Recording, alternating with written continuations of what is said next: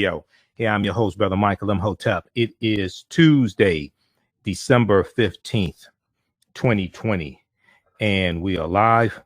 Hope everybody's doing well today. Well, it's been a very busy day once again.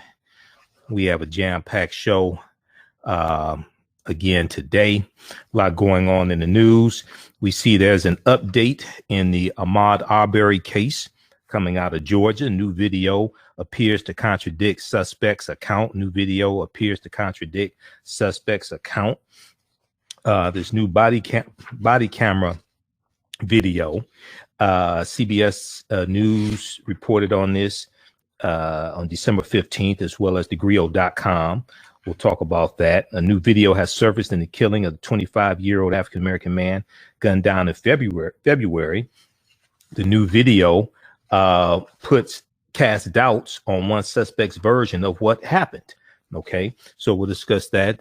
And then we see once again in Georgia, we see that a record number of people turned out for the first day of early voting in the two U.S. Senate races there in Georgia, the runoff Senate races. We see 40,000 more people showed up on the first day of the Georgia Senate race runoff. 40,000 more people showed up to vote than showed up for the first day of early voting in the November 3rd, 2020 election. Okay, so we'll talk about, we'll give you an update on what's going on there.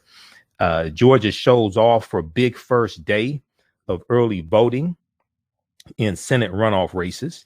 And these Senate runoff races are critical to determining which party controls the U.S. Senate, whether it's going to be Republicans who control the U.S. Senate and Mitch McConnell be in control of the U.S. Senate, or whether it's going to be Democrats and Senator Chuck Schumer.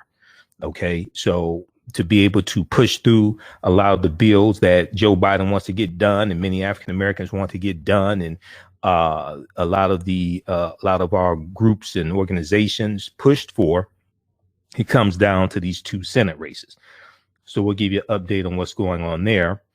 And then December 13th was the birth date of one Ella Josephine Baker.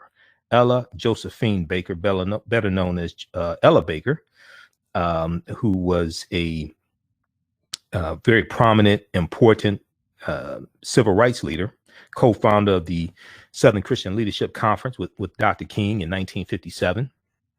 Also a co-founder of SNCC, Student Nonviolent Coordinating Committee. So we'll talk some about Ella Baker. We didn't get a chance to do it on December 13th on her birthday, but I said on our show yesterday that we would do that today. Okay. So how's everybody doing? Everybody share this broadcast on social media platforms. Invite your friends to tune in also. And then, today, Senator Mitch McConnell congratulated Joe Biden as president-elect, and Senator Kamala Harris is vice president-elect.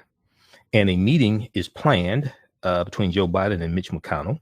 Mitch McConnell did this on the Senate floor today. This was after the Electoral College voted on Monday, December 14th, as we said they would. The Electoral College votes on the first Monday following the second Wednesday in December, fell on December 14th. And as predicted, they voted along based upon the results of the states. There were no faithless electors that I heard of, at least none of any consequence. Joe Biden got 306 Electoral College votes. Okay. He's going to be sworn in January 20th, 2021, 12 noon. Donald Trump's going to get on a little plane and go off, and next day there'll probably be indictments and lawsuits and all different types of things like that. So we'll talk a little bit about Senator Mitch McConnell as well. And then on our show, let's see, Monday. So Monday, December 14th, was the birth date of Hal Williams, We talked about it here on the show. Hal Williams is an African-American actor, and he's known for playing Smity, Officer Smity, on Sanford Son, Smity and Hoppy on Sanford Son. and he's also known as portraying Lester Jenkins on the TV show 227. So he was born December 14th, 1934. He turned 86 years old on Monday, December 14th. So we talked about that on Monday's show. And I have an excerpt of Sanford Son. Okay. Some excerpts of Smity and Hoppy on Sanford Son. Okay. Because yesterday I said, those are the type of police officers we want. We want officers like Officer Smity and Officer Hoppy. Okay. Those are the type of officers we want. Nobody was talking about defunding Smity and Hoppy. All right. So we'll have a little fun with that segment. And then I didn't get a chance to get to the segment dealing with grown man versus a grown male. Grown man versus a grown male. I said we would do that also. DeAndre Whitfield, who we first saw as Robert on the Cosby Show, Vanessa's boyfriend Robert on the Cosby Show. He was on Sister Circle Live, and they did a segment. He wrote a book, and he was talking about relationships, and he's talking about the difference between a grown man and a grown male. Okay, so I said we would talk about that here on the show also. So we'll do that as well. All right, now on the African History Network show, we focus on educating, empowering, and inspiring people of African descent throughout the diaspora and around the world, because right now it's correct wrong behavior. What you do for yourself, what you do to yourself, and what you allow other people to do to you and get away with is based upon what you think about yourself. What you think about yourself is based upon what you have been taught about yourself. What you've been taught about yourself is based upon everything you've read, heard, and seen about yourself. So when you control the radius of a man's thoughts, you can control the circumference of his actions or her actions, because your mind can't do or teach what it doesn't know. Now, we deal with a number of different topics here on the African History Network show. We deal with current events in history and politics, education, economic empowerment, entrepreneurship, relationships, love, sex, health issues, and much, much more. Sign up for our email newsletter. Text the word KEMET, KEMET, to 22828 to sign up for our email newsletter. Text the word KEMET, KEMET, to 22828 to sign up for our email newsletter. Also visit our website, AfricanHistoryNetwork.com, AfricanHistoryNetwork.com. Sign up for our email newsletter there as well. If you'd like this type of information, you can donate to the African History Network, $ the AHN Show through Cash App, $ the AHN Show through Cash App. Also through PayPal, paypal.me/the AHN Show, paypal.me/the AHN Show. And then also at our website, AfricanHistoryNetwork.com, AfricanHistoryNetwork.com. You can sign up for the, you can donate there as well. Click on the yellow donate button. You could donate there also. Okay. And being that we're here 6 days a week, instead of 1 day a week, that definitely helps us to keep broadcasting and stay on the air, keep doing the research, etc. So as of October 12th, we're here Monday through Friday, 11 p.m. to 12 midnight Eastern Standard Time. And then we're still here on Sundays, 9 p.m. to 11 p.m. Eastern Standard Time also. Okay. All right. Okay, so I want to go to this first story here. Everybody share this broadcast on your social media platforms. We're broadcasting on our Facebook fan page, The African History Network, The African History Network, on Facebook and on YouTube. Michael Imhotep, IMHOTEP, on YouTube. Okay, so I saw the story. We posted this on our fan page, The African History Network, dealing with an update in the Ahmaud Arbery case. Okay, and I'm going to go to that clip here in just a minute here, Shakita. The call-in number is 313-778-7600. 313-778-7600 is the call-in number if you have a quick question or comment. CBS News has an article here. New video appears to contradict suspect's account in Ahmaud Arbery killing. New video appears to contradict suspect's account in Ahmaud Arbery killing. This is from Tuesday, December 15th, 2020. A new video has surfaced in the killing of the 25-year-old African-American man, Ahmaud Arbery, who was gunned down in February 2020, while his family says he was jogging.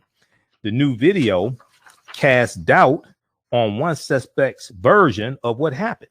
Now, the police body cam video was taken just moments after Ahmaud Arbery was killed. It shows the crime scene and investigators near the young man's body. The video obtained by CBS Jacksonville affiliate WJAX shows officers talking to William Roddy Bryan, Bryan, William Roddy Bryan at the crime scene. Let's go to this clip here, Shakita. Tonight, new video has surfaced in the killing of Ahmaud Arbery. He is the 25-year-old black man who was gunned down in February while his family says he was out jogging. The new video casts doubt on one suspect's version of what exactly happened. Here's CBS's Omar Villafranca. This police body cam video taken just moments after Ahmaud Arbery was killed shows investigators standing near the young man's body. In the video, obtained by our Jacksonville station WJAX, officers are seen talking to William Roddy Bryan at the crime scene. Was you a passerby coming through? Not necessarily. Bryan recorded the deadly February 23rd confrontation on his cell phone. His video shows Arbery running through a Brunswick, Georgia neighborhood with Greg and Travis McMichael chasing him in their truck. It ends with Arbery shot and killed by Travis McMichael.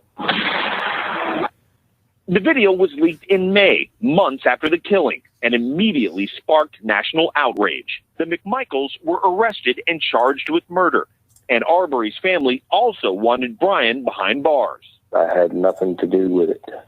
Before his arrest, Bryan maintained his innocence, saying he had nothing to do with the confrontation and killing of Arbery. But the new body cam video reveals a different story. I pulled out of my driveway. I was going to try to block him. He was going all around it, and I made a few moves at him, and he didn't stop. Bryan was eventually arrested and charged with murder. All three men have pleaded not guilty and were denied bail. I just spoke with Bryan's attorney, Kevin Goff, who still maintains that his client was nothing more than a witness to the shooting. In a statement, Ahmaud Arbery's mother, Wanda Cooper Jones, said she wants all the suspects held fully accountable by the law. No trial date has been set. Nora? Omar Villafranca, thank you. Okay, so that's from CBS News. Do me a favor, Shakita, re-rack that. We're going to play that again. William Roddy Bryan said, quote, I pulled out of my driveway, was gonna try to block him. He was going all around it. I made a few moves at him, and he didn't stop. But his attorney says he was just a bystander. He was just a passerby. That's what his attorney said. That's not what he said. That's not what he said. William Roddy Bryan recorded the deadly confrontation on his cell phone on February 23rd, 2020. His video shows Arbery running through a Brunswick, Georgia neighborhood with Greg and Travis McMichael chasing him in their truck. The video ends with Arbery shot and killed by Travis McMichael. The video was leaked in May 2020, months after the killing, and immediately sparked national outrage. We've all saw that horrific video. Now, New York Times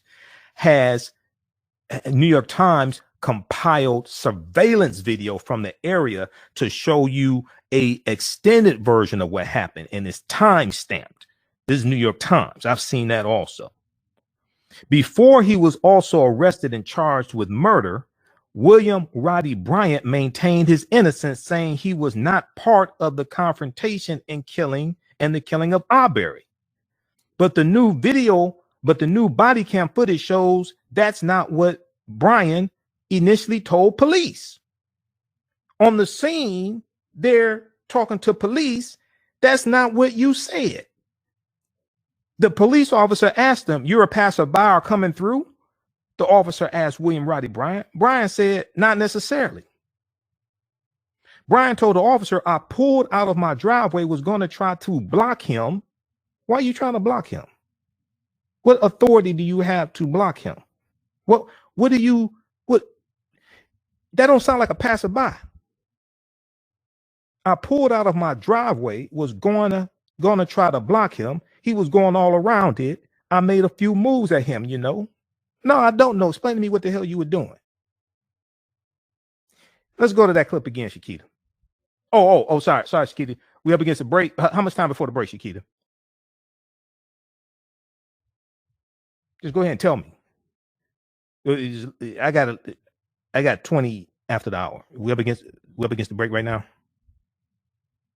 Let's just do this. Let's go to break. We'll play this on the other side of the break. Listen to the African History Network show right here on 9:10 a.m. the Superstation, the Future Radio. Michael Imhotep. We'll be back in a few minutes. Calling numbers 313-778-7600. 313-778-7600 is the calling number. We'll be back in a few minutes.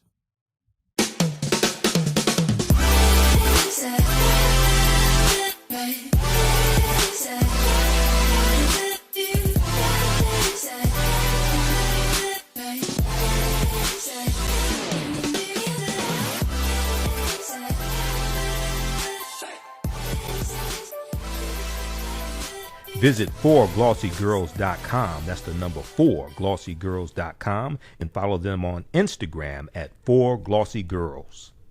Do you have an idea or business that requires app development or thinking of moving your IT resources to the cloud? We have post-paid and profit-sharing plans for unique ideas or profitable businesses. Who can take advantage of this unique program? Entrepreneurs with unique ideas, startups, small to medium businesses. Contact us 267-209-0352. Visit nomadicsystems.net, nomadicsystems.net today.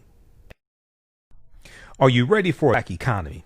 Well, the role of economics in the development of civilization is a brand new documentary that will set on a new path of knowledge and enlightenment. The film gives viewers a snapshot of economic history from the dawn of civilization right up until today. The underlying theme of the film is interrelationship between the three essential components of economics, politics, and culture. How people together the brightest and most prolific in the fields of psychology, history, business, and politics, such as Dr. Leonard, Professor James Small, Dr. Malvo, Dr. Zahi Hawaii, and Jab Osazi, and more. Together, they deliver a message of cooperative economics, financial independence, and a pride that we can all be inspired by. The film is on sale. It's on all digital formats. Or for D, please visit HAPI.com. Use offer code HAPHN for a 10% discount. Soul Natural Beauty Products offers organic, plant-based skin and hair care products that will rejuvenate skin and naturally grow and thicken hair. Their whipped shea butter can heal or restore damaged skin cells to prevent hyperpigmentation and skin breakouts. All products are made with organic, plant-based ingredients. Their maximum hair growth oil is fortified with organic herbal extracts and undeniably proves that Mother Nature knows best. It thickens, lengthens, softens, and conditions all types of hair. They even guarantee hair improvement within 90 days or a full refund. Their all-natural 24-hour deodorant leaves the body smelling fresh without sweating for up to 24 hours.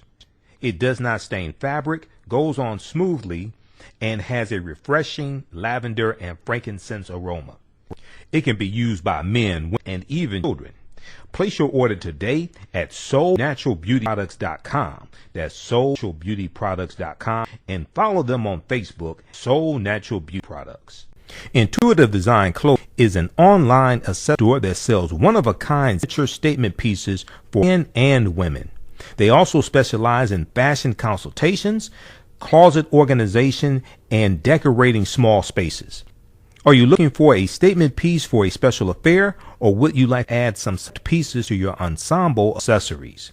If you're looking for something different, contact Kathy Norman, owner and CEO of Intuitive Design Clothing.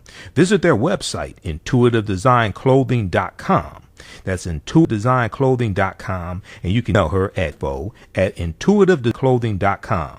Intuitive Design Clothing, every entrance is a grand entrance. Welcome back to the African History Network show right here on 9:10 a.m. the Superstation of Future Radio. I'm your host, Brother Michael Imhotep. It is Tuesday, December 15th, 2020, and we are live. Hope everybody's doing well. We're broadcasting on our Facebook fan page, The African History Network, The African History Network, and also on our YouTube channel, Michael Imhotep, IMHOTEP. Everybody share this broadcast on your social media platforms. Invite your friends to tune in also. Okay.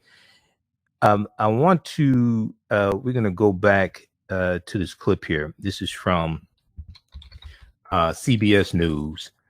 And this is dealing with a new update in the Ahmaud Arbery case. Okay. We talked about it right before the break. New body cam footage has surfaced.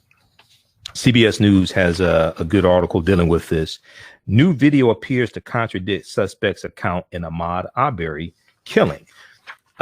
So initially, William Roddy Bryan, who was the third suspect in the killing of Ahmaud Arbery, on the scene of the crime, shortly after Ahmaud Arbery was killed, he was asked by a police officer, "You're a passerby or coming through?"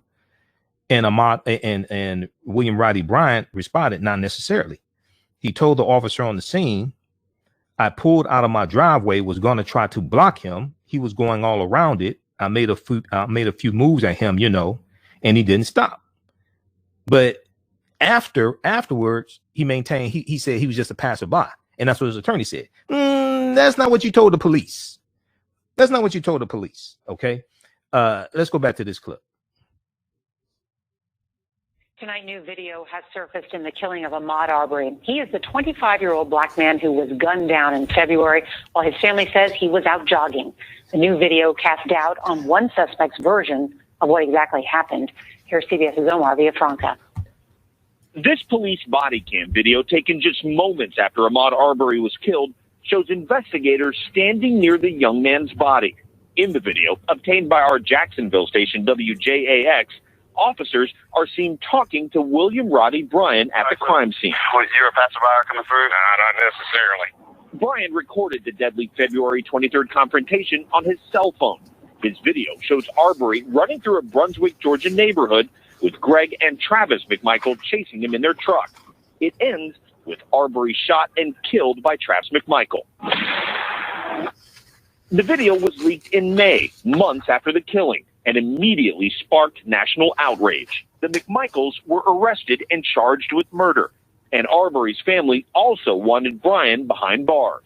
I had nothing to do with it.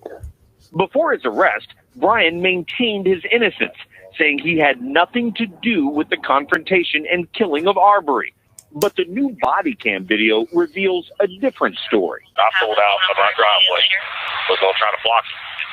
He was going all around it, and I made a few moves at him, and he didn't stop. Bryan was eventually arrested and charged with murder. All three men have pleaded not guilty and were denied bail. I just spoke with Bryan's attorney, Kevin Goff, who still maintains that his client was nothing more than a witness to the shooting. In a statement, Ahmaud Arbery's mother, Wanda Cooper Jones, says she wants all the suspects held fully accountable by the law. No trial date has been set. Nora? Omar Villafranca, thank you. Okay, so afterwards, after this whole thing blew up, we remember he did an interview with the news media, William Roddy Bryan. He's sitting there on the couch with I think his wife is next to him, and he said he had nothing to do with it. That's not what you told the police at the scene of the crime. And it's captured on body cam video. That's not what you told the police at the scene of the crime. His attorney is saying he's just a passerby. That's not what you told police. So either you were lying then or you lying now. Which one is it?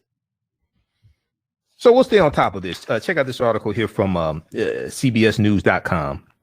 New video appears to contradict suspect's account in Ahmaud Arbery killing. Then thegrio.com also has an article dealing with this. Body cam video shows William Roddy Bryan telling police he repeatedly tried to block Ahmaud Arbery. That don't sound like just a passerby. Sounds like you were involved in a lynching. Sounds like you involved in a murder. That's what it sounds like to me. Sounds like you involved in a murder. Don't sound like you was just passing by. Okay. Next story. So we'll stay in Georgia for this one, because I've got Georgia on my mind. Georgia shows up big for first day of early voting in Senate runoff races. Vice.com has an article. We posted this article from Vice.com, got 1,200 likes. And then Politico also has an article. Politico has a very interesting article here. Trump antagonizes Republicans with Georgia fundraising ploy. Oh, Trump is fleecing these people who still haven't figured out wrestling is not real. He's still getting them to donate. Okay, he's still getting them to donate money. He's already raised over $250 million. All right, since November 3rd. He's still getting them to donate money. So if we look at this article from Vice.com, Georgia's Senate runoff next month, January 5th, 2021, is the most pivotal non-presidential election in recent memory, with 2 seats up for grabs that will either give Democrats the critical majority they need to govern or provide Republicans with a bulwark against the Biden administration. So all these people out here lying to you, telling you it don't matter who you voting for, all that stuff, don't vote, all this stuff. We just going to do economic empowerment and invest in the stock market and build businesses and things like that. That's important. But we've lost 41% of African-American owned businesses since April of this year.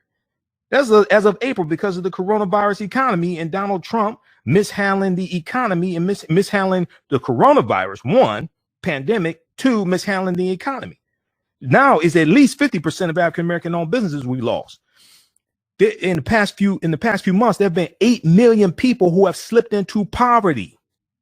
On the other side of this election, and day after day, there's more information coming about it. On the other side of the coronavirus, going into January of 2021, there's going to be a massive number of evictions and foreclosures taking place all across the country.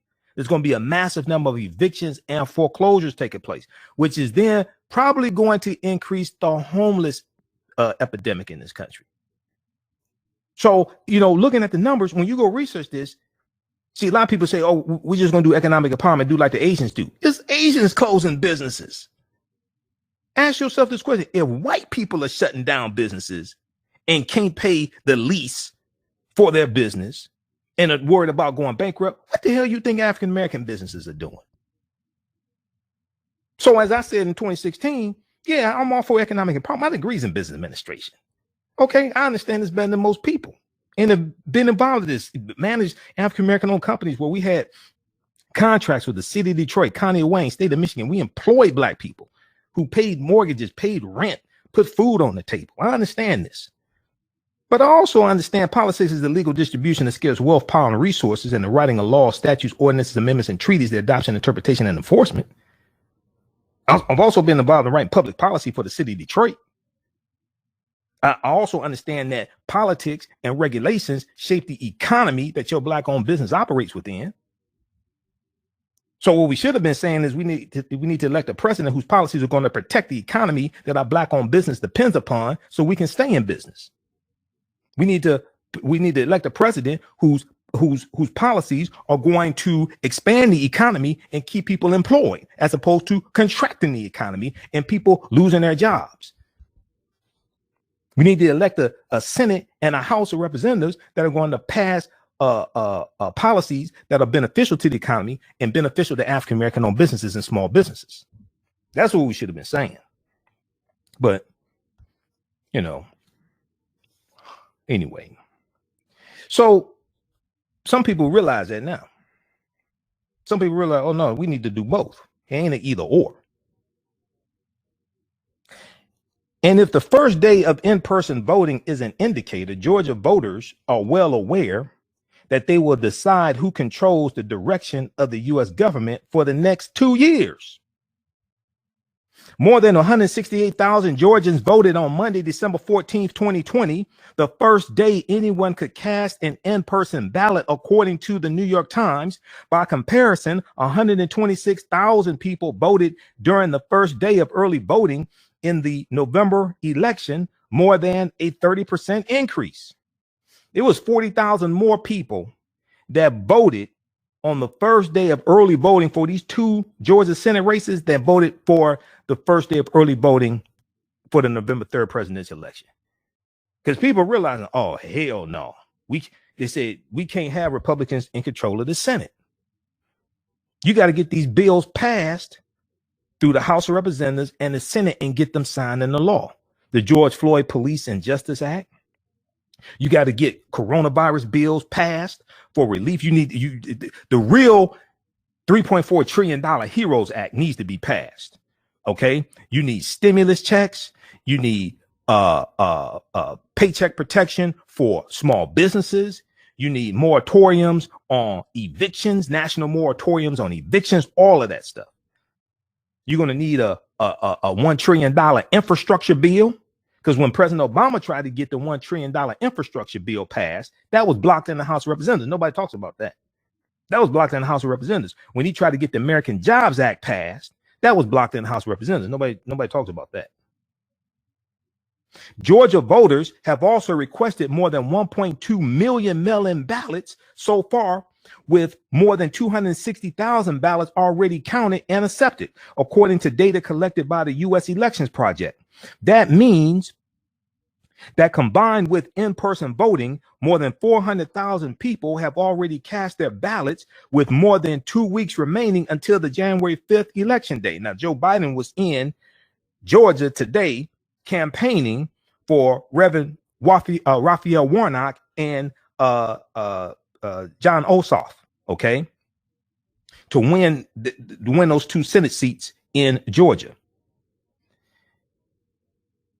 Quote, I should have expected long lines. This race is a big deal. I should have expected long lines. This race is a big deal. The world is watching us, end quote. James Crawford, 54 years old, told Reuters. Quote, this will affect whether President-elect Joe Biden can get anything done, his ability to run the government. Not just that, this affects the type of legislation that we can get passed that's beneficial to African Americans to get a fulfillment of campaign promises. It comes down to Georgia. Georgia is on my mind and everybody else's mind too. They got a mind. Some people dealing with this Simple Simon ass nonsense. The stakes of the Senate runoff elections could not be higher. GOP Senator David Perdue will face off once more against Democrat John Ossoff after David Perdue narrowly topped Ossoff in November, but failed to secure 50% of the vote necessary to claim victory in the state. And in the second race, Democrat challenger Raphael Warnock will take on Republican Senator Kelly Loeffler to fulfill the unexpired term of former Senator Johnny Isakson, who retired at the end of 2019 due to health issues. In a crowded race last month that included 20 candidates for the Senate seat, Reverend Raphael Warnock got the most votes, but won less than a third of the ballots cast. Senator Kelly Loeffler, who was appointed to Isakson's seat this past January, came in second. Both Senate races are considered a toss-up. Long considered a Republican stronghold, Georgia has become younger and more diverse in recent years, particularly in its suburbs. The state narrowly went for Democrat Joe Biden this year. Joe Biden won by a little more than 12,000 votes. He has Stacey Abrams to thank for that. Largely Stacey Abrams. It wasn't just Stacey Abrams by herself, but it was because Black Voters Matter and Latasha Brown, Black Voters Matter. So it was a collective effort, but Stacey Abrams led that initiative. But when the 2018 governor's race was stolen from her by Brian, I stole the governorship from a Black woman named Stacey Abrams Kemp. Okay, she once again got to work. So they have Stacey Abrams to thank for this. Read the rest of this article here from Vice.com. Georgia is showing up big for the Senate runoff vote. Now, Politico had a piece. This is from Tuesday, December 15, 2020. Politico had a piece from Monday, December 14th, dealing with the Georgia race also. Politico.com. Trump antagonizes Republicans with Georgia fundraising ploy. Trump antagonizes Republicans with Georgia fundraiser ploy. And one of the things they're talking about is how Trump is just in this for himself, raising money. Trump don't care about these 2 Senate seats. Okay. Trump's aggressive fundraising blitz appears to be devoted to helping the party. Trump's aggressive fundraising blitz appears to be devoted to helping the party defend Georgia's 2 Senate seats with them, the Senate majority. But the fine print shows that most of the proceeds are going toward Trump's newly launched PAC, which he plans to use to fund his future political activities.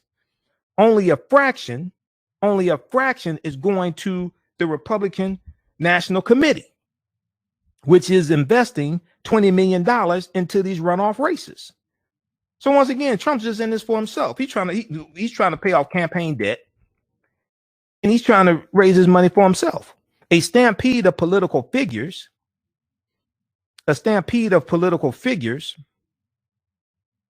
from both parties are emailing their donors with links to donate directly to the Georgia candidates, but the president is not among them. Trump's fundraising ploy has rankled senior Republicans who worry small dollar donations are being redirected away from the runoffs, away from these 2 Senate runoff races. The National Republican Senatorial Committee has reached out to the White House and the RNC, Republican National Committee, to express its concern and to question the decision, according to 2 people familiar with the discussions. They say, hey, look here, man, you up here raising this money, but they ain't going to these Senate races. What are you doing with the money? Who you trying to help? The predicament has intensified broader concerns within the GOP that Trump will use the post-presidency to advance his own interests at the expense of the party. Trump has spent the last few weeks battering a pair of Republican governors who have not backed up his claims, his false claims that the presidency is being stolen from him. No, you just lost. Potentially imperiling their 2022 re-election prospects. He has repeatedly said Georgia's election system is rife with fraud, which could have the unintended consequence of chilling GOP turnout in the runoff races. Once again, depressing the turnout of people voting for Republicans. And he has talked up a potential 2024 comeback bid, freezing the field of would-be future Republican presidential hopefuls. Okay, he's not going to run in 2024. He's going to have so many lawsuits, and he's going to be working so hard to stay out of prison. He's not going to run in 2024. And as soon as he announces he's going to run, everybody's going to say, "Where your taxes? You got to show us your taxes. You ain't going to be no. You can't run again and not show us your taxes. You ran that for 5 years before." And if he runs 2024, he's still going to say, "I'm under audit." And people gonna say, wait a second, you said you were under audit in 2015. You've been under audit for 9 years. What the hell are you doing? What kind of criminal enterprise are you running? You've been under audit for 9 years. You can't show us anything. So he's talking now. He's not gonna run again. Okay. 313-778-7600 is the calling number. If you have a question or comment, 313-778-7600 is the calling number. If you have a question or comment, I'm going to show this here on the screen share for those watching on Facebook and YouTube. We have any callers? Shakita, let me know. 313-778-7600 is the calling number if you have a question or comment. Let's look at this here. So it says President Donald Trump couldn't make it any clearer. He needs his supporters to fork over cash for the all-important Georgia Senate runoff elections. Quote, "We must defend Georgia from the Dems," he wrote in one recent text message. "I need you to secure a win in Georgia," he said in another text message. "Help us win both Senate races in Georgia and stop socialist Dems," he pleaded a few days later. Okay. Now, there's just one hitch. Trump's new political machine is pocketing most of the dough, and the campaigns of Georgia senators competing in the January 5th, 2021 races aren't getting a cent. Trump's aggressive fundraising blitz appears to be to helping the party defend his 2 Senate seats, and with them, the Senate majority, but the fine print shows that most of the proceeds are going toward Trump's newly launched PAC, which he plans to use to fund his future political activities. Only fraction is going to the Republican National Committee, which is $20 million in the runoff. Now, when you scroll down here in the article, it says when donors click on Trump's emails and texts, they are directed to a site that just donations of anything from $5 to $2,000. Okay. Now we have the dummy that donated $2.5 million to Trump super wants his money. Okay. He's asking for it. He realized wrestling is not. When donors click, we'll go to the phone line in just a minute. You in just a second. When donors click on Trump's emails and texts, they're directed to a site that urges donations of things from $1 to $2,800. Lower down on the page, it notes 75% of each donation goes to Political Action Committee of America, up to the first $5,000. So up to the $5,000, 75% of what you get goes to the Super PAC America, Trump Super PAC. This is saying pimping ain't easy. Yes, it is. When you got this like this, it's easy. 20% then goes to the Republican National Committee, which paid for recent visit to the state. Donors who give even more money can have their directed into a Trump legal fund or other accounts benefit RNC, regardless of the amount given. None goes directly to the Georgia candidates. So what he's tweeting, look at this. This is the con he's running. This is the con he's running. Okay, he's tweeting, we've got to win the Georgia. Let me scroll back up. This is what he's tweeting.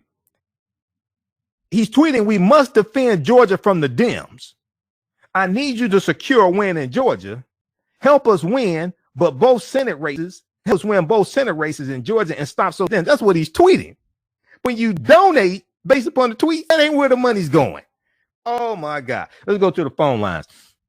Let's go to Carl, line 1. Carl, welcome to the African History Network show. Tell us where you're calling from, Carl. We have Carl on the line. Yes, hello. Yeah, Carl, welcome to the African History Network show. You're on the air. Tell us where you're calling from. Thank you for sharing all this knowledge.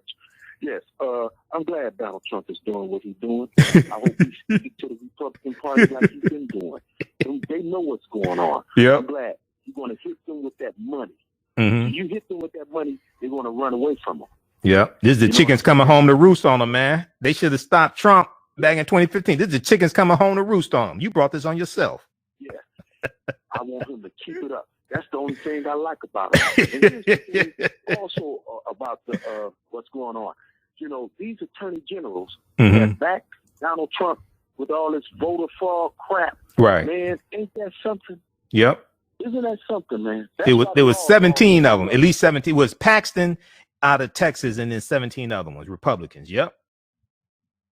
And that brother that's down there in Kentucky with the Breonna case, he stood on the sideline, but he wanted to join too. There's going to be too much noise if he would have joined. Yep. But that's okay, though. You know, and who is these broke Republicans that's voting for Mitch McConnell down there in Georgia, voting for these Republican senators that is on that's on unemployment?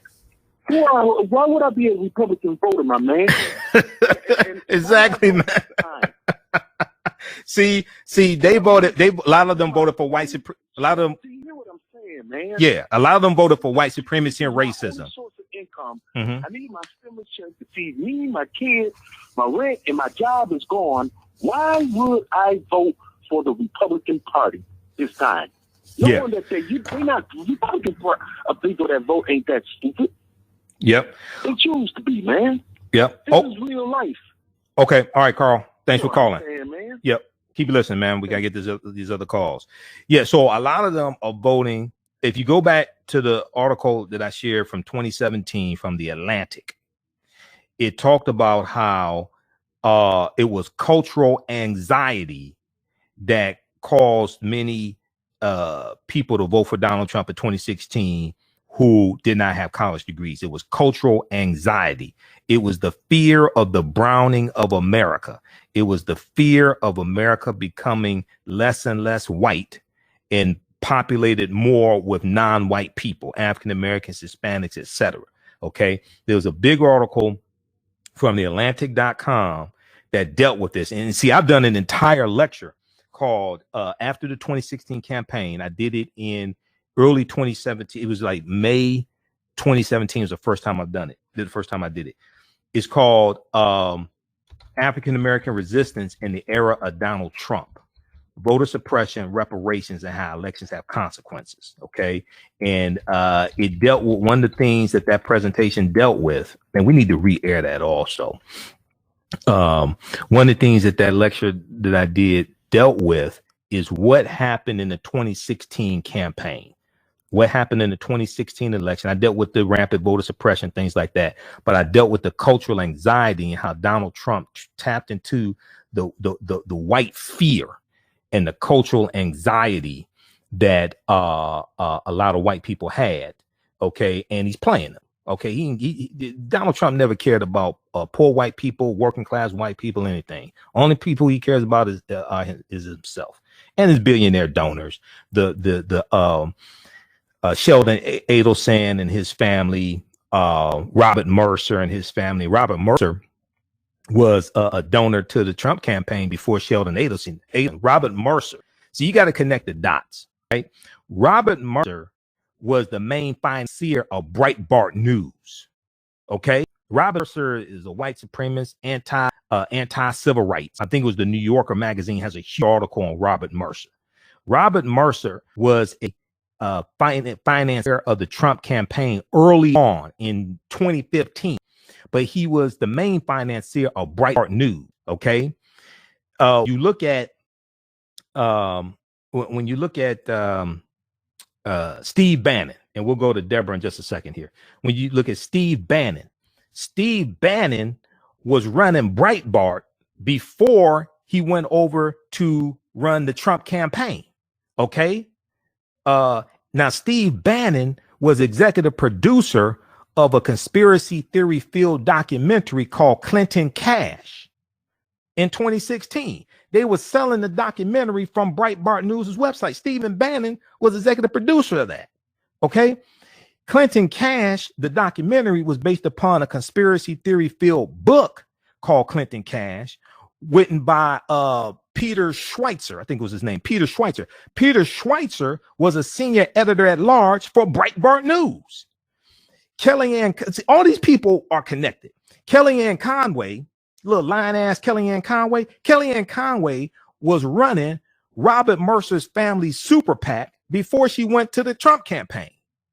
David Bossie, another one, running the Mercer family super PAC before he went to the Trump campaign. When you start connecting the dots of all these people, they're connected and they go back to Robert Mercer. But most people don't even know who Robert Mercer is. Mercer was financing Breitbart. All this stuff is connected. Okay. Speaking of connected, let's connect to Deborah. Deborah, line 2. Welcome to the African History Network show. Tell us where you're calling from, Deborah. Hi. How you doing? Hi, I'm doing very well, and you? I'm all right. Go ahead. We only got about a minute left. 1 or 2 minutes. Go ahead. Okay. I'm talking about the ballots. We're going back and find all the ballots from every poll place and take them and put them in different places. Just put them on different places so you can count them. You'll find that there are more ballots that were voted were counted that should not have been counted. And if we get back. What are you talking about? All the ballots have been counted and they've all been certified by all 50 states. What are you talking about? Indeed so. So therefore, you'll find out that there has been, you find out exactly where the fraud is. What are you talking about? There were so many ballots. They even ran them through the computer several times. No, that's not true.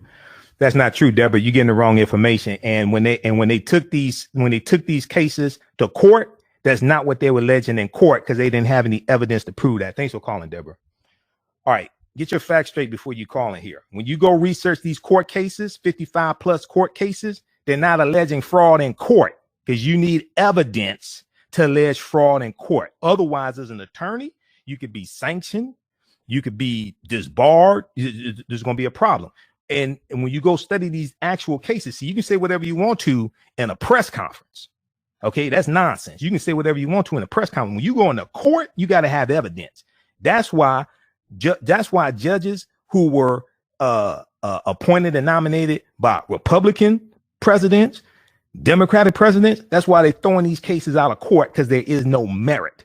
They're going to court with no evidence. And in the overwhelming majority of these cases, they're not even alleging fraud.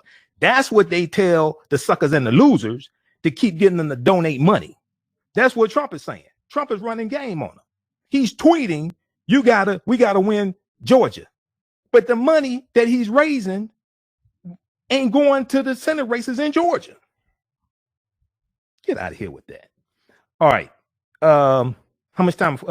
We got 2 minutes. Let's go to this clip here. Let's go to this clip here from Sanford Son. So December 14th was the 86th birthday of Hal Williams, also known as Officer Smity, on Sanford Son. Here's some of Smity and Hoppy's greatest hits. Let's go to this clip, Shakita. Okay. Four. That too many?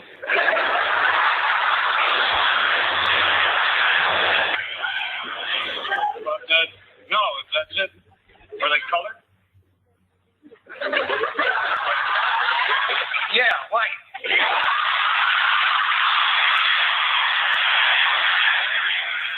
What you cooking? They don't know. Is it done yet? No, it ain't done yet. What's he cooking? Soul food. Hey, Fred, I don't know any soul food that smells like that. Well, see, this soul food comes from a special recipe. Oh, yeah. Hey, Lamont, I'm Brother Smitty and the new partner. All right. They came by for some coffee. Yeah. And we don't have no coffee, do we? No, we all out of coffee. I took a puff this morning. We had to get some coffee. Sure did. Yeah, tea too. Yeah, sorry, man. Yeah. No coffee. No coffee. That's all right. We'll stop by later when you have some coffee. Let's go, Smitty. Yeah, okay. Say, Fred, what happened to your window? Kid? Kid. Well, you think if a youngster broke your window, he'd be honest enough to come over and confess he did it. Yeah, you think so? I know that soul food smells like hammer hocks and black-eyed rice. Ham hocks and black-eyed peas. Oh, right. Yeah, okay. I'll see you later. Hey, what's going on? What's going on, man? Hey, where you been so long? Fighting crime in the streets, Mr. Sanford. We are going to get it to the point where people can walk anywhere in Los Angeles. Yeah, but they still be running in what? Hey, is that the little man of mine? Yeah, this is Jason. Hey, Jason, come over here, man. You're not scared, are you? No, don't be scared, Sonny. Man in blue is a friend to you. Man in blue, get your foot off there. Oh. Okay, pause it right there, Shakita. We got to get out of here. Pause it right there. Is the establishment of an atmosphere of mutual trust between the official and the minor in question. All right. Pause the clip right there, Shakita. We got to get out. We have to get out of here. Okay. We're going to continue this discussion on our social media platforms, our Facebook fan page, The African History Network, The African History Network on Facebook, and Michael Imhotep on YouTube. We'll continue there. We're out of time here. Remember, right now, it's correct wrong behavior. It's not over till we win. Wakanda forever. We'll talk to you tomorrow night. Peace. Intuitive Design is an online accessory store that sells one-of-a-kind signature statement pieces for men and women. They also specialize in fashion consultations, closet organization, and decorating small spaces. Are you looking for a statement piece for a special affair, or would you like to add some select pieces to your ensemble of accessories? Looking for something different? Definitely contact Kathy Norman, owner and CEO of Intuitive Design Clothing. Visit their website, intuitivedesignClothing.com. That's intuitivedesignClothing.com, and you can email at info@intuitivedesignClothing.com. Intuitive Design Clothing is where entrance is a grand entrance.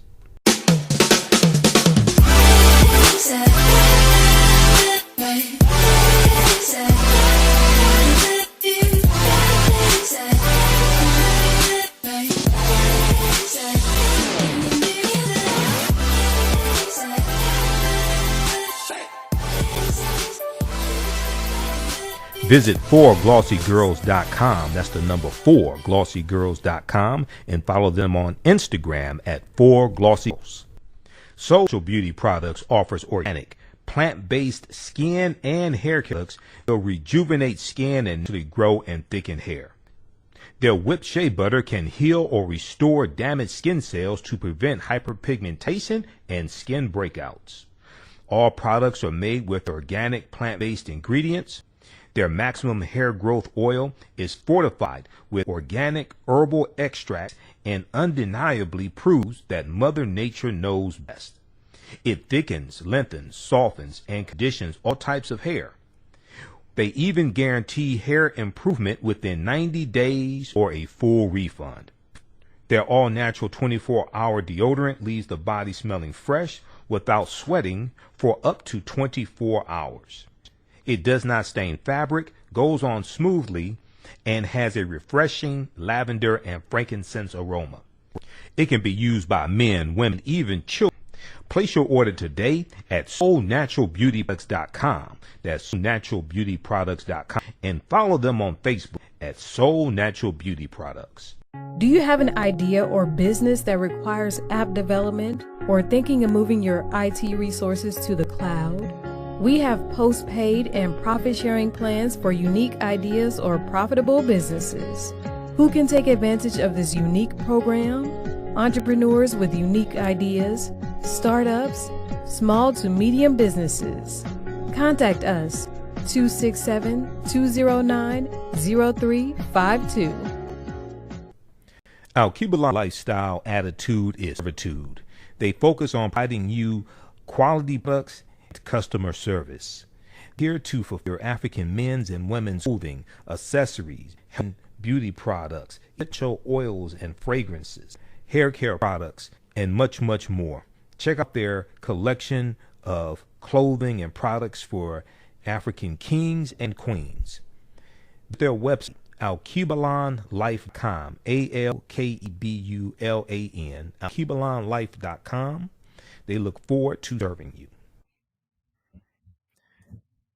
Okay, stand by, everybody. Let me disconnect from the radio station. All right, let's continue. We'll play the rest of that clip, and then we'll go to.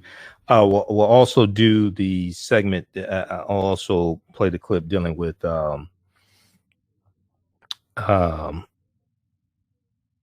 man versus grown male. We'll play that also. Let me cue this up here from. This was on YouTube. I found this. This was from Sanford Son. And let's see here. So I posted on, and we're going to talk about Ella Baker also. Okay. I posted on Facebook and our Instagram page, Michael Imhotep on Instagram. I posted about Hal Williams. Okay. His birthday was December 14th.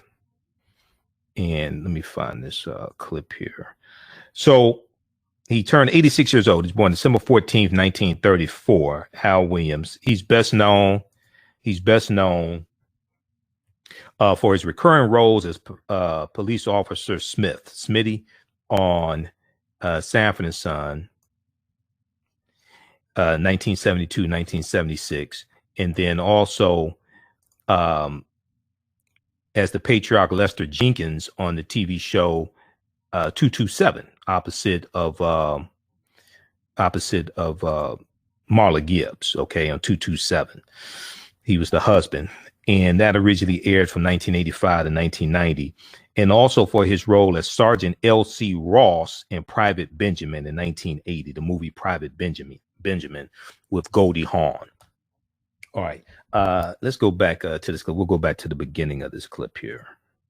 So, so this is the episode where Fred fakes the robbery. This is the episode where Fred fakes the robbery. Okay, he destroyed Lamont's porcelain collection and lied and said it was a robbery.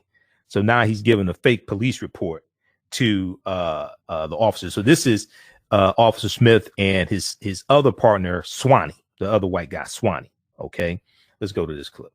SANFORD, period. And you were in the house and you were attacked and robbed. How many men were there? How many did I say? Four. Four? That too many?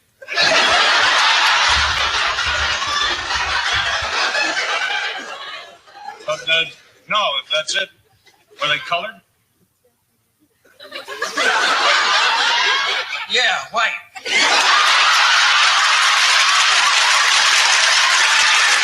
They want to know what you cooking. What? They want to know, is it done yet? No, stop. No, it ain't done yet. What's he cooking? Soul food. Hey, say, Fred, I don't know any soul food that smells like that. Well, see, this soul food comes from a special recipe. Oh. Yeah. Hey, Lamont, his brother Smity and the new partner. Oh, yeah. They came by for some coffee. Yeah. We don't have no coffee, do we? No, we all out of coffee. I said this morning we had to get some coffee. Sure did. Yeah, teacher. Okay, so I think this was the first episode with Officer Hoppy. Okay, Hopkins, Officer Hoppy. Yeah, sorry, man. Yeah. No coffee. Well, that's all right. We'll stop by later when you have some coffee. Let's go, Smitty. Yeah, okay. Say, Fred, what happened to your window? Kids? Kids. Well, you think if a youngster broke your window, he'd be honest enough to come over and confess he did it. Yeah, you think so? You know that soul food smells like hammer hocks and black-eyed rice. That's ham hocks and black-eyed peas. Oh, right. Yeah, okay. Look, we'll see you later. Hey, wait, Smitty. what's happening? What's going on, Fred? All right. How you doing, fellas? Hey, where you been so long? Fighting crime in the streets, Mr. Sanford. We are going to get it to the point where people can walk anywhere in Los Angeles. Yeah, but they still be running in watts.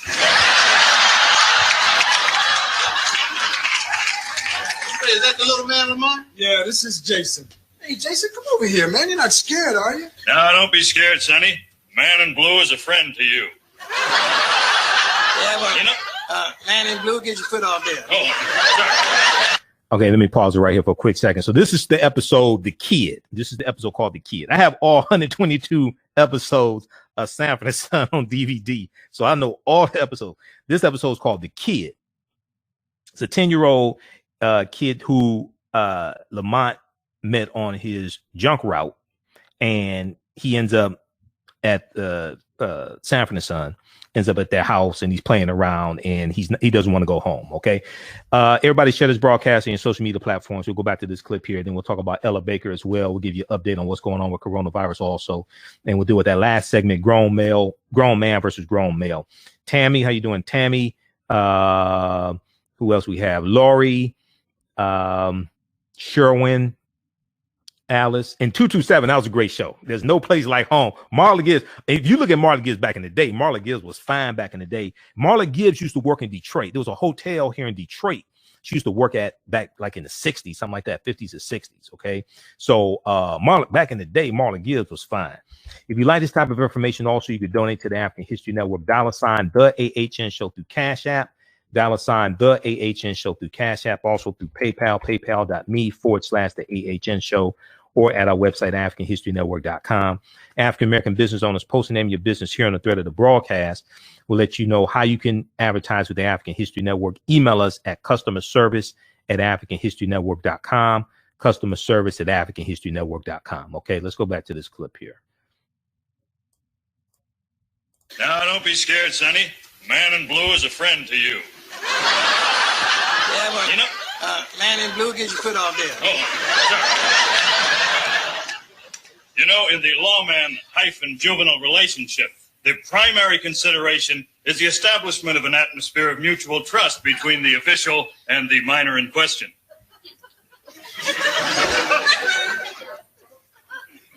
Be cool, little brother. The fuzz is your cuz. Wait till Lamont see the back of that truck. He's gonna blow his top. Oh, Fred, forget about the truck. I can't. Forget about Lamont. I'd like to. Listen to me, Fred. You don't know this, but man, you are sitting on top of a gold mine. I'm what? Look, didn't you say that you were just stopped there in your truck minding your own business and another car rammed into you from behind? Yeah. Cadillac? Yeah. White man? Fred, you gold mine. What are you talking about, Bob? Look, you ever hear of whiplash? We're talking about whiplash. Whiplash is what you get when you get hit from behind. The insurance companies pay real big for that. They do, huh? I'm telling you, Fred, you're in the clear. See, it's always the guy that hits you in the back that's to blame. He has to pay every time. Every time? Every time. Well, I was hit from the back. Yes, you were. By a Cadillac. Right. Driven by a white man. Yeah. Bubba, you know, I am sitting on top of a gold mine. Well, it's not that much damage. It's not as much damage as I thought. It could have been a lot worse. You know that. Oh. What's the matter with you? My neck's feeling funny. Your neck? Yeah, I can't move it, see? All I know is that a few minutes ago, your neck was fine. Well, it ain't fine now. I'm sick and my neck hurts. Tell him, Bubba. That's right. As soon as y'all went out, he told me his neck felt funny. Is it a stiff, painful feeling? Yeah. Yeah, that's what it is. A stiff, painful feeling. And I can't even turn it, see? Now, that's very common when you're hit from behind, Mr. Sanford. You've probably got a whiplash. Whiplash? That's what I got is whiplash. You there, Lamont? Where are you, Lamont? Where are you, son? You want to know where I am? Where? Standing right behind you. Well, that's what I got, Bubba, whiplash. That's right. I can see from here you got a whiplash. Ain't it true? Ain't it true that I can sue when I get this whiplash 20? Well, speaking off the record, I can only tell you that in cases where Vehicle 1 is struck from behind by Vehicle 2, the occupant of Vehicle 1 is in the legal optimal position to obtain monetary compensation from the occupant of Vehicle 2, that party being liable for all the damages incurred by the occupant of Vehicle 1.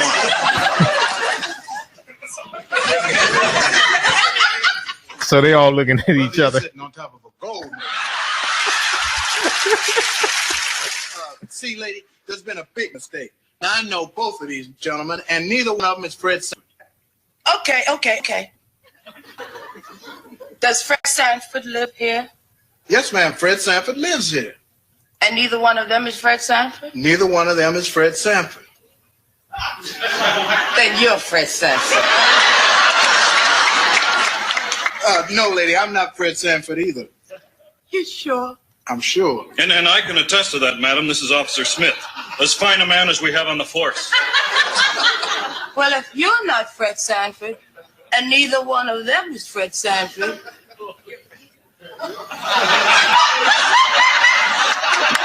that leaves you. You're Fred Sanford. Oh, no, madam. I couldn't be Fred Sanford. She thinks I'm of the Caucasian persuasion.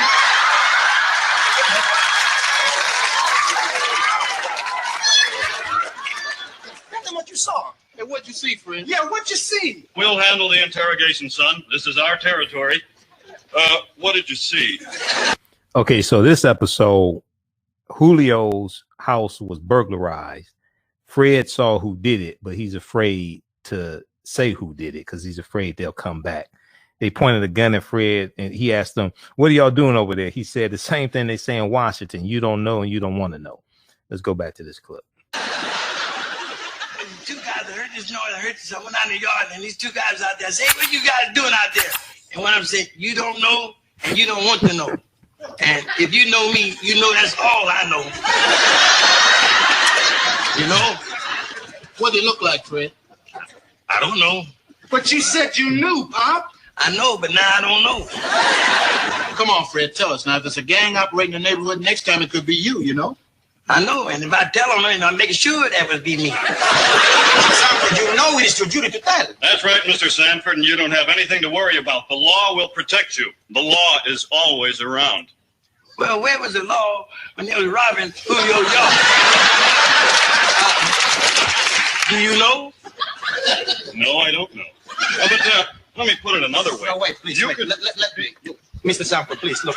Put yourself in my position, huh? Think of how you would feel if you had a dog that loved you, one that gave you affection and comfort, and asked for nothing in return but the chance to show you that love and affection. And then one day, psst, gone. And your dog is gone. He has been stolen. But I mean, wouldn't that break your heart? That's why I don't have no dog.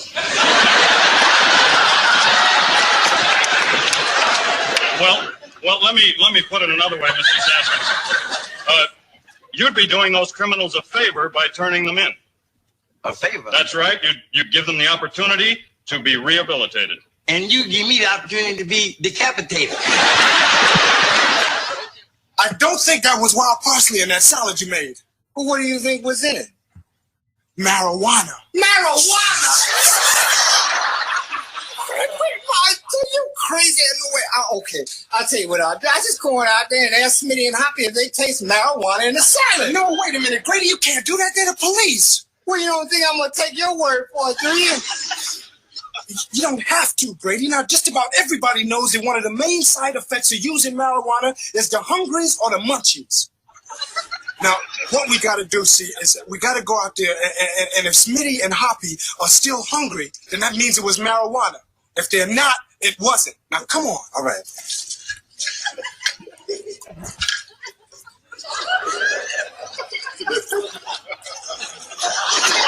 Good. Cool, man. You were right. They got the munchkins all right. The munchies, Grady. The munchies. Now just calm down. How can I calm down when the police are getting high off my salad? They're going to take me to jail. We got to go out there and stop them. Hey, wait a minute. Now, how can they take you to jail if they're eating up all the evidence? That's food for thought. Right. Come on, let's go.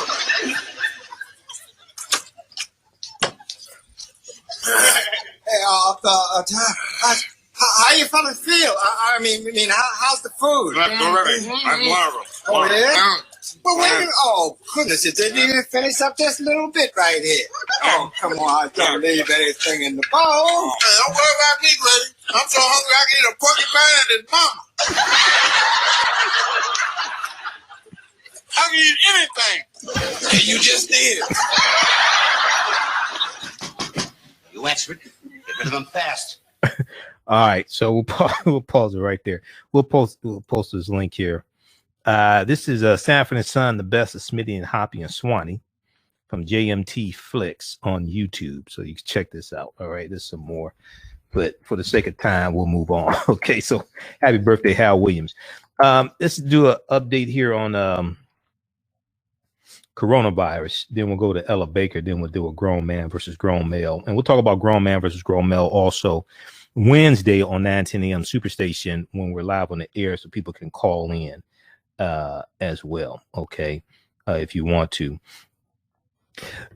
So when we look at deaths in the U.S. for coronavirus, they're topping 301,000 as of Tuesday, December 15th, 2020.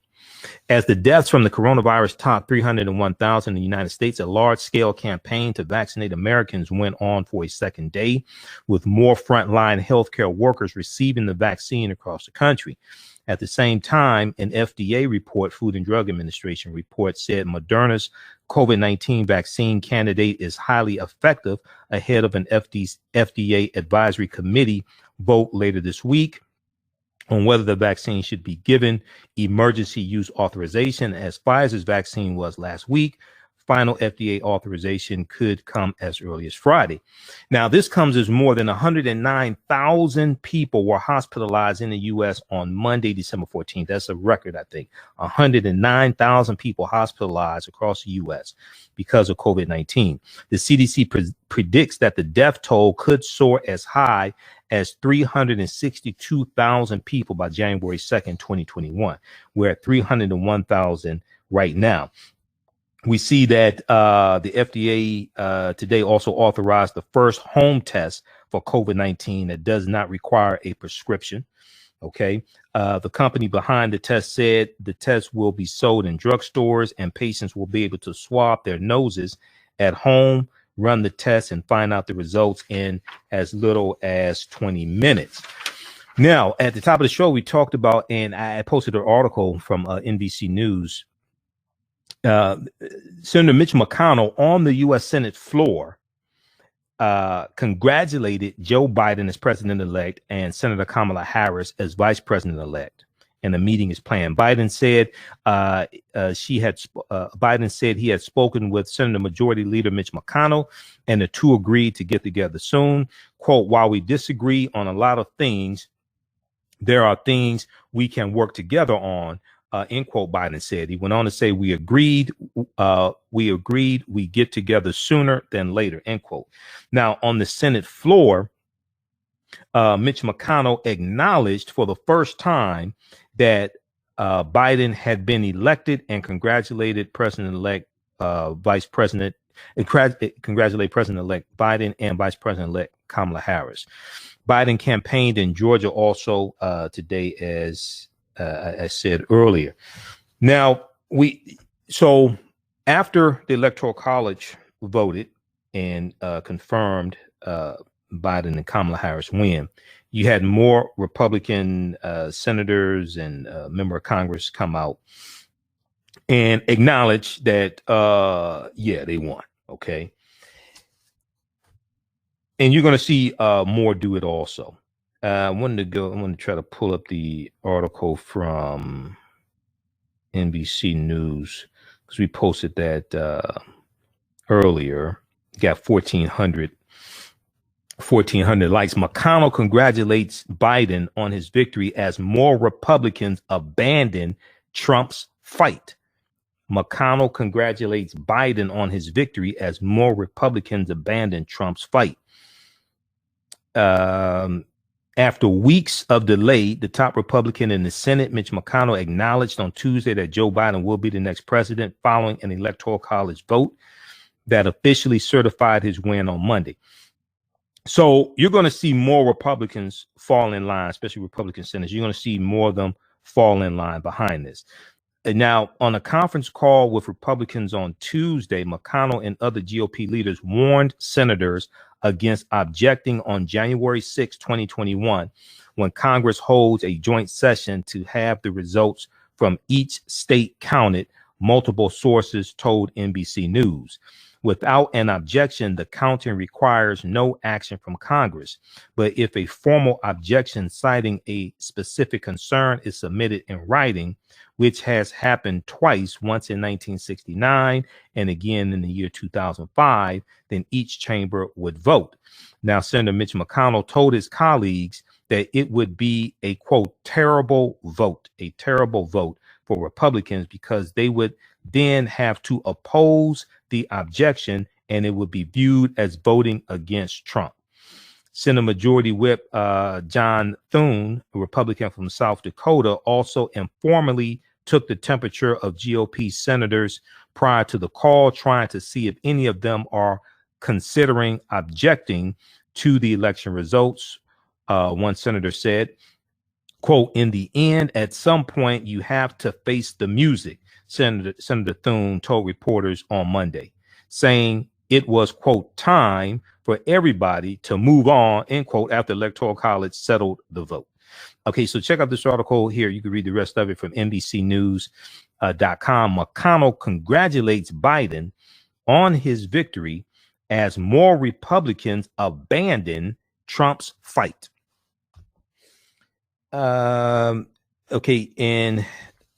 Okay, so we get the update from, okay, we got that.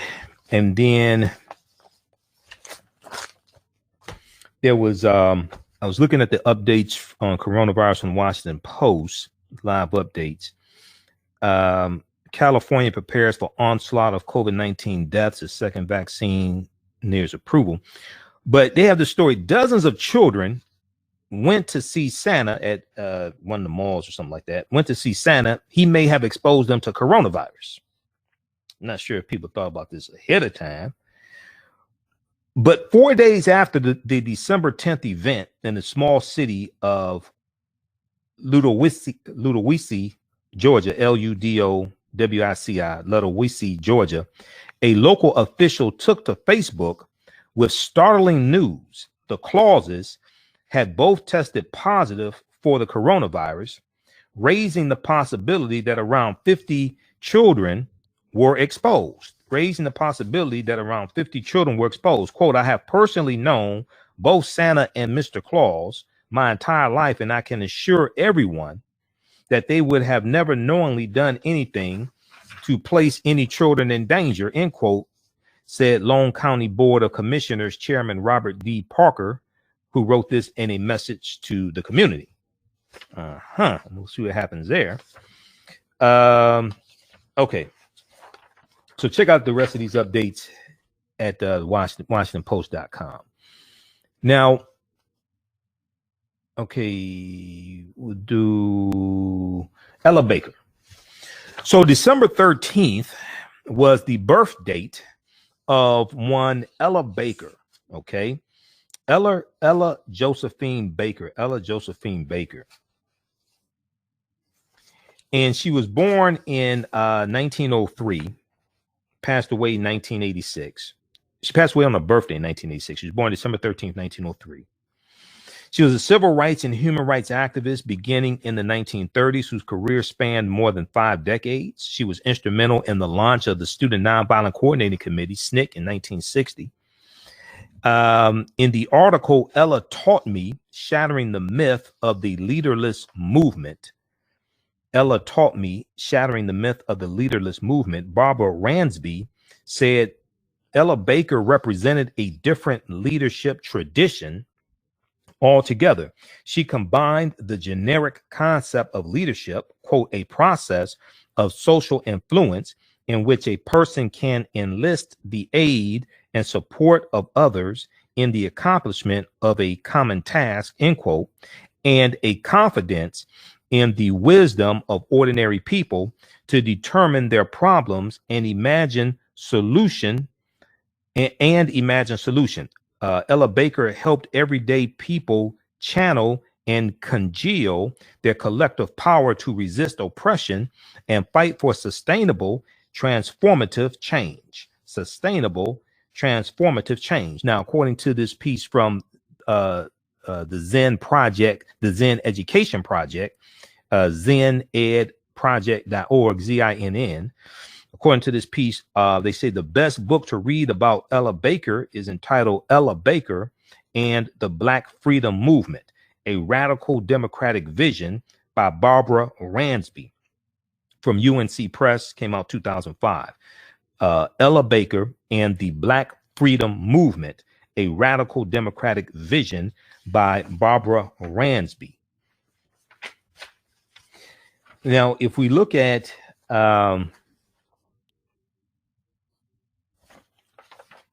blackpast.org has a piece on Ella Baker.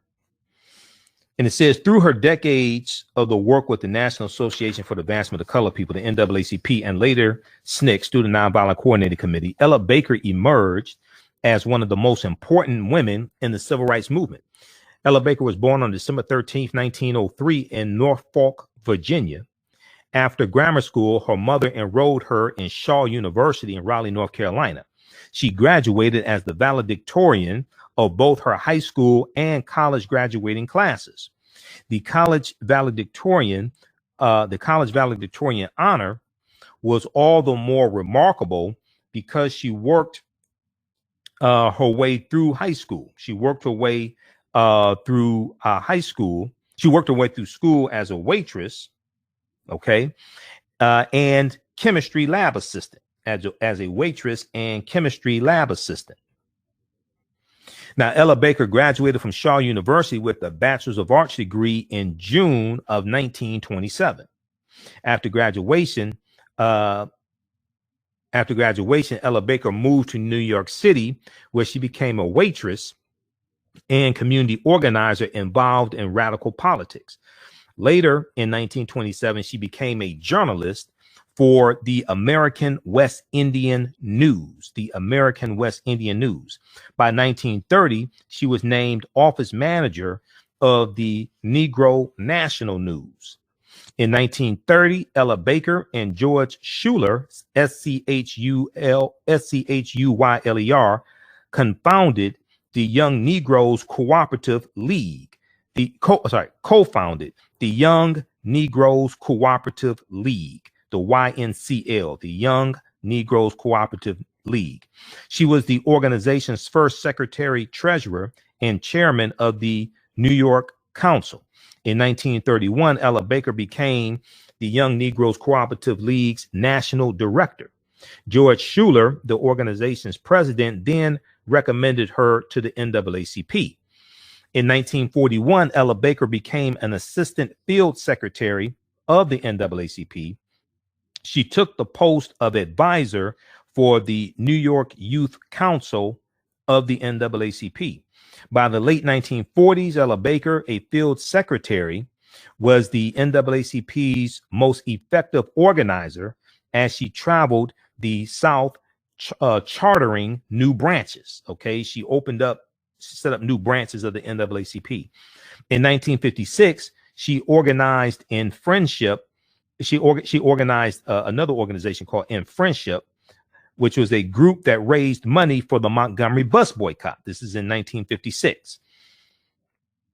Years of work among young people, both inside and outside the NAACP, led Ella Baker to her assignment to coordinate a conference to provide direction for the rapidly emerging sit-in movement that began on February 1st, 1960 in Greensboro, North Carolina. February 1st, 1960 in Greensboro, North Carolina.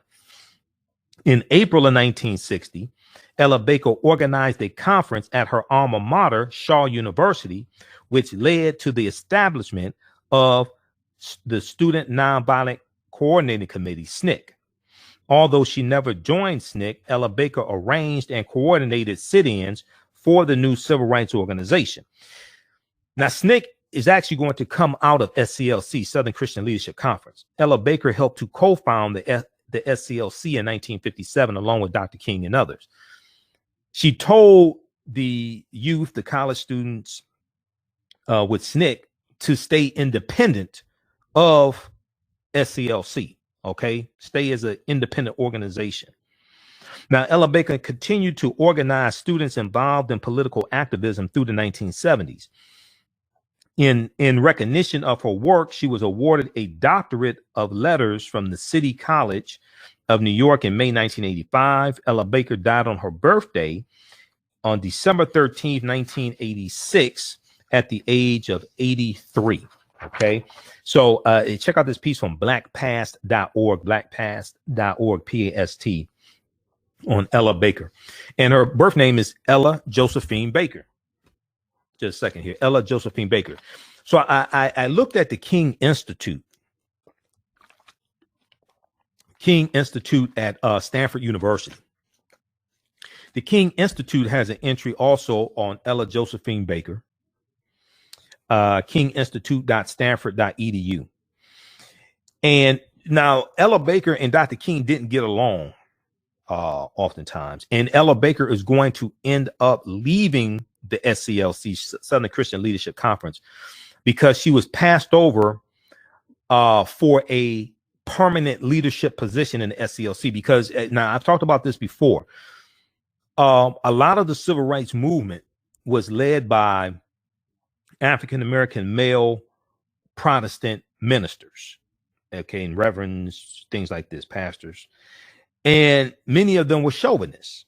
Many of them were sexist, okay? And Dr. King was one of them. Now, this is not an attack on Dr. King. People who study Dr. King know this. Dr. King did not think, and John Lewis has talked about this also, okay? There was a piece on MSNBC. It was John Lewis and Diane Nash. I forgot exactly which one this was, but John Lewis has talked about this. So Dr. King did not think that women should have permanent leadership positions in the movement. And Ella Baker was passed over for a permanent leadership position in SCLC, and she ended up leaving the organization. But yeah, so a lot of the movement was led by African-American male Protestant ministers, things like this, and many of them were sexist.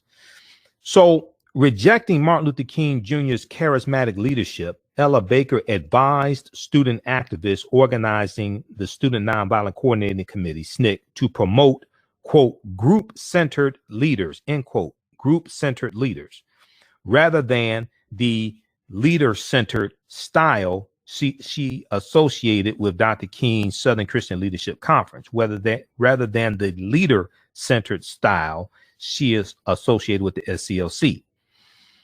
Now, it was this grassroots leadership that Ella Baker credited for the success and longevity of the movement. Quote, you see, I think that, to be very honest, the movement made Martin rather than Martin making the movement. This is not a discredit to him. This is, to me, as it should be. Okay. So she's saying that you can't have these movements led by charismatic leadership, one person. It needs to be a group-centered movement. It needs to be group-centered leadership. So if the charismatic leader, something happens to them, the movement doesn't get derailed. It's not focused on one person. It's not focused on personalities. Let's see here. In 19, let's see, I'm going to skip over some of the stuff that's redundant. So Baker joined the NAACP in 1952 as president of the New York.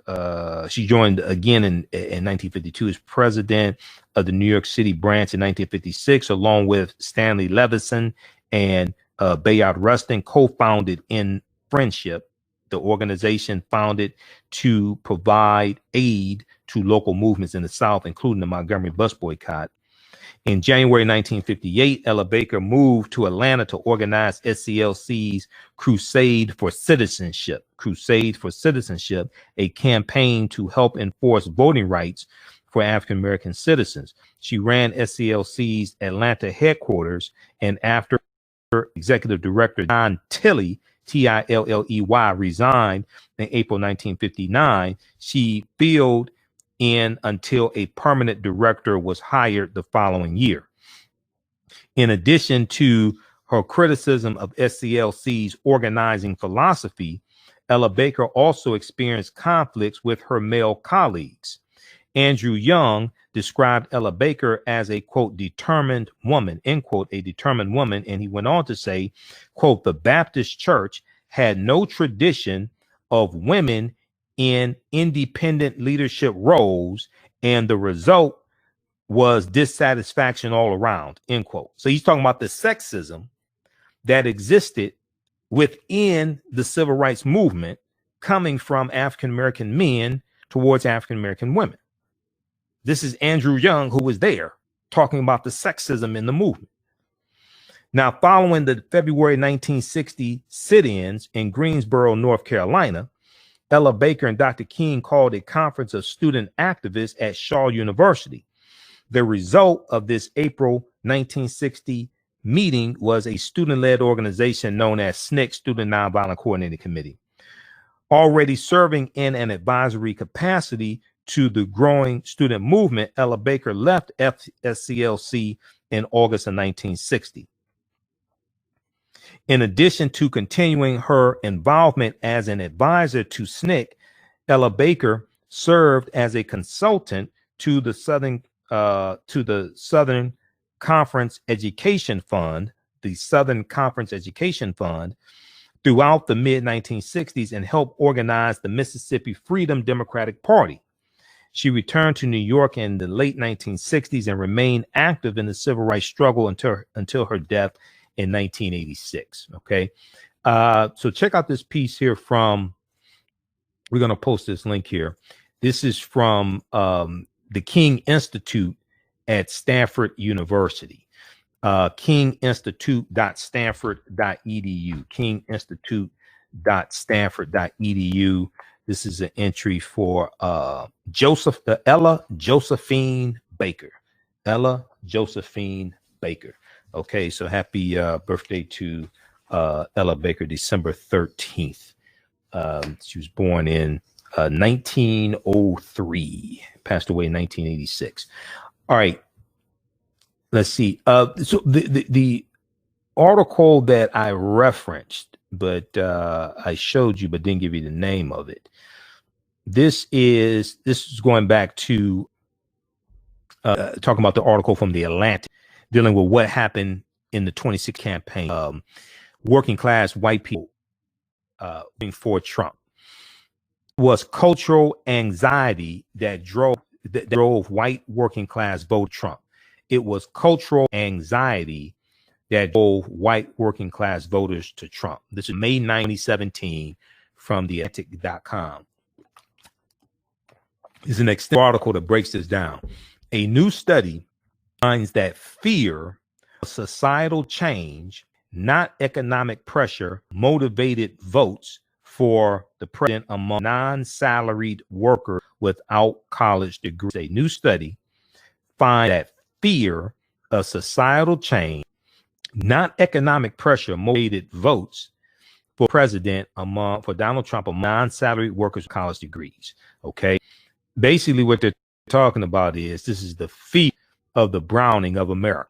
That's what that's what this is all about. Okay, and that's what's taking place with a lot of them.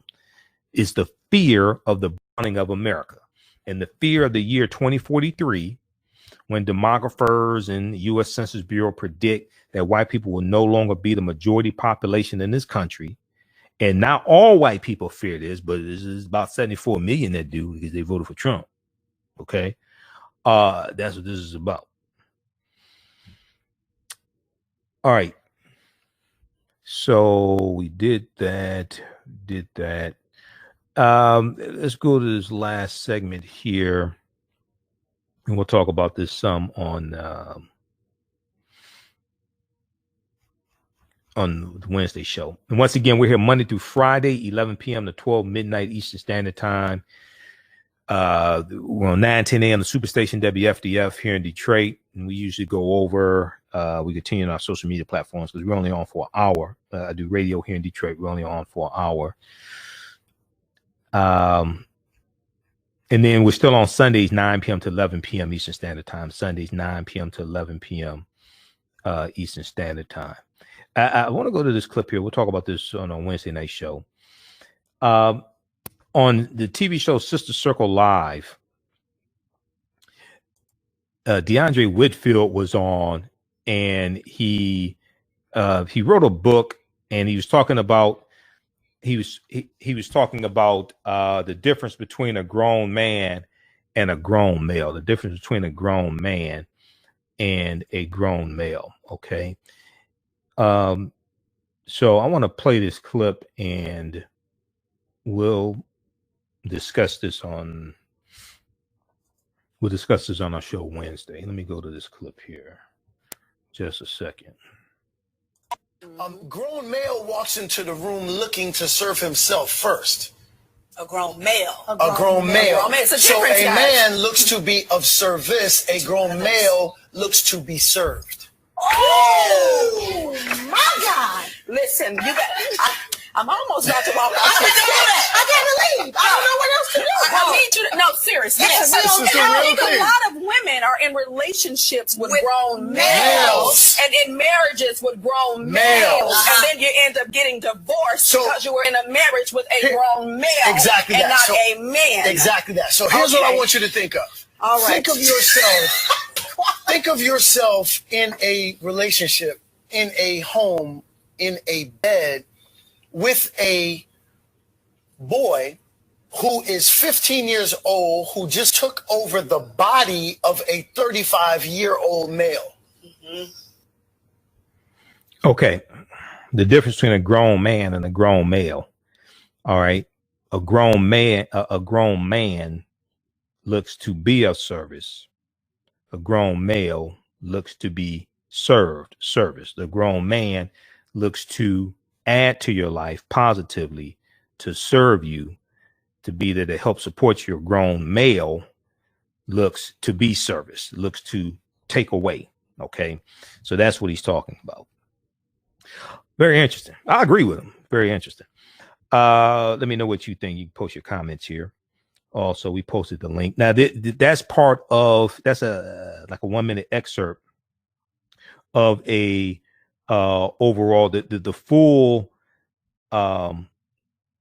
clip. The full interview is about 8 minutes. Okay, so we'll share some of that on our Wednesday night show. All right. Hey, visit our website, AfricanHistoryNetwork.com, AfricanHistoryNetwork.com. All of my DVD lectures are there. My digital downloads also. We have a recommended reading list of about 70 books. You can read articles I've written also. I need to articles. I haven't written articles in maybe. Email us at customer service at AfricanHistoryNetwork.com, customer service at AfricanHistoryNetwork.com. We'll let you know how you can advertise with the African History Network. We run your commercial when we rebroadcast these shows. We can create a video commercial or you can send one to us. And then also in the audio podcast version of these shows, we're on 9 different audio podcast platforms. Your commercial will be there as well. Okay. So we have a few more spots left. Email us at customerservice@AfricanHistoryNetwork.com. We re-air shows and broadcasts throughout the day on our social media platforms also. Okay. On our Facebook fan page, The African History Network, The African History Network on Facebook. All right. So email us at customerservice@AfricanHistoryNetwork.com. Let's see here. All right, so that's going to do it for us. We got to get out of here. Remember, at the African History Network, we focus on educating, empowering, and inspiring people of African descent throughout the diaspora and around the world. Because right now, it's correct wrong behavior is not over till we win. Wakanda forever.